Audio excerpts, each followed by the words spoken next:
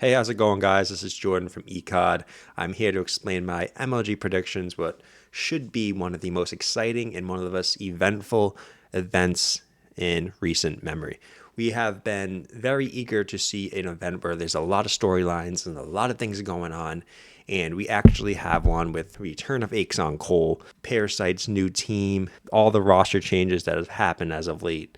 It's very, very, very eventful last few weeks as teams get ready for MLG Orlando and mostly getting ready for champs. We have another event before champs, so this is a little tester to see these teams compete before champs. Now, for Pool A, we have Envy, we have Elevate, and we have the XTSM, which doesn't have that roster yet, but we'll call them XTCM, TSM for now. Envy is most slaying power in this pool, probably the second biggest slaying power team in all of NA besides Optic.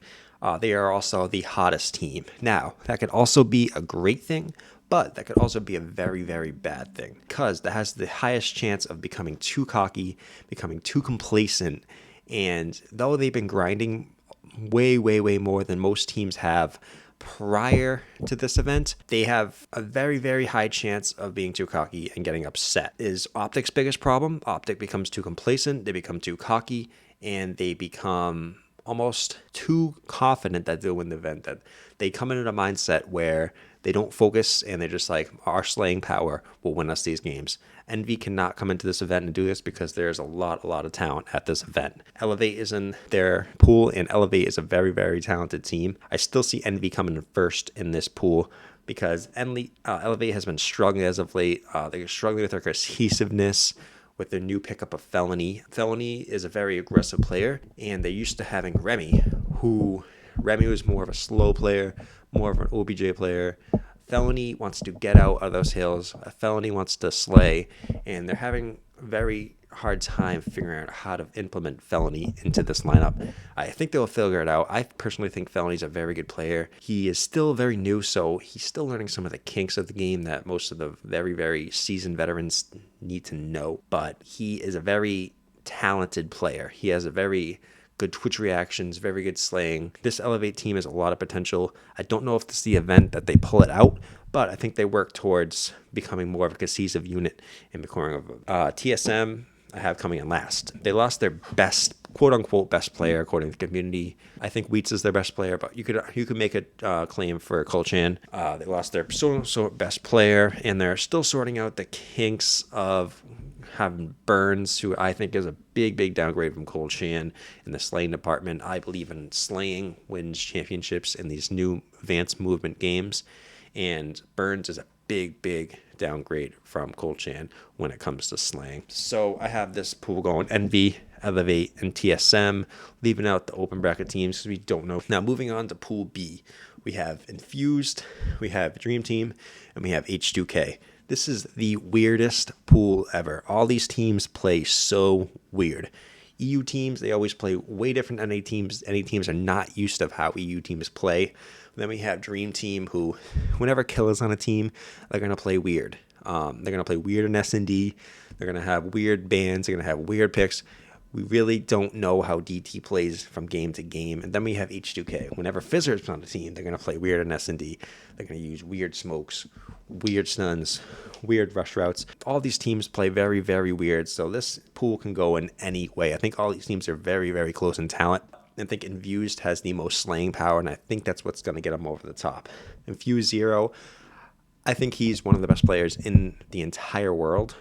I think he's in the top 10 in the entire world. I think he is the X factor for Infused. If he plays like he usually does, I think they pull out this pool in the first seed. I think that EU usually plays well against the non-elite NA teams, and DT and H2K I don't consider elite teams, even though DT plays second last event.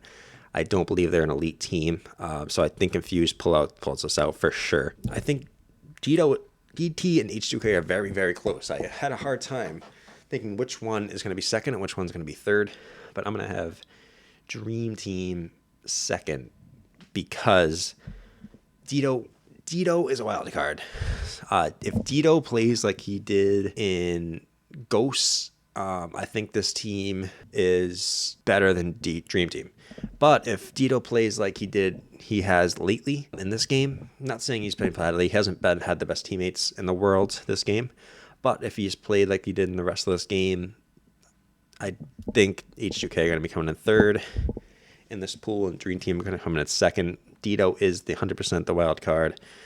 H2K lost their best player in Lace Fields, their best Slayer in Lace Fields. If Dito can replace Lacefield, I think they have a chance at second, but I'm not 100% confident that Dito can replace Lacefield slaying power. Now, as we move on to Pool C. Pool C is, I think, the most stacked pool, as most people would think also. We have Rise, we have Faze, and we have Complexity.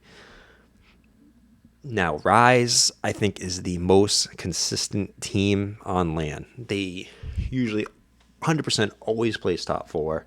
They never plays outside of top 4. So, in this case, I have Rise winning it because they're the most consistent team, because they're the best team in this pool 100%.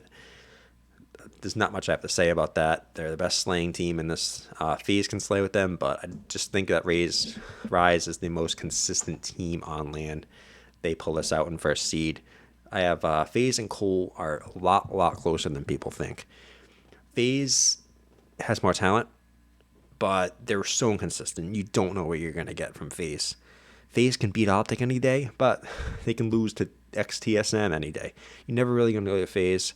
If they have their off day, Cole's going to get the second seed. If Faze has their on day, they're going to get the second seed.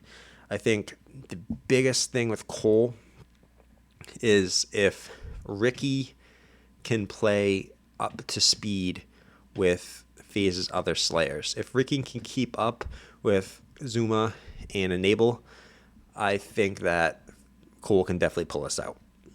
If not, I see them getting too far outslayed and Faze pulls it out. So I think Ricky is the wild card in this. I personally love Cole, I love Aches, hope they do well in this event. It's going to be a very good battle for Faze and Cole for the second and third seeds, in my opinion. Now moving on to Pool D, I have Optic pulling this out pretty easily. I know LG has upset Optic in the past, but I just think Optic has the most slaying, and they are hungry. After coming in 8th place the last event, they are very hungry. They usually never have a poor placing 2 events in a row. Usually when they have a poor placing, they come back and win their next event. That's what I'm predicting in this one. I do think Study is the wild card. When Study goes off, LG is almost unbeatable. Because if you have Study going off and then you have Saints, that's 2 of the best Slayers in the game. I think that LG can beat Optic again. But I just think Optic is going to come in too hungry and way too motivated to lose again in pool play.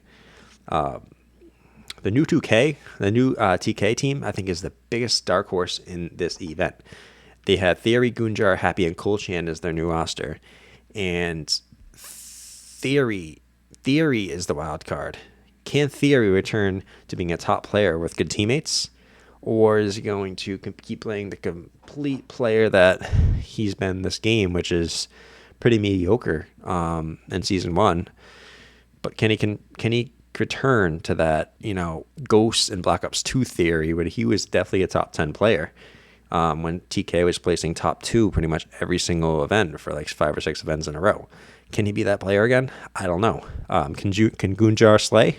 Yes. Can Happy slay? Yes. Can Kolchan slay? Yes. It comes down to Theory. If Theory can hold his own, I think that TK comes second in this pool. But if not, I think LG comes in second.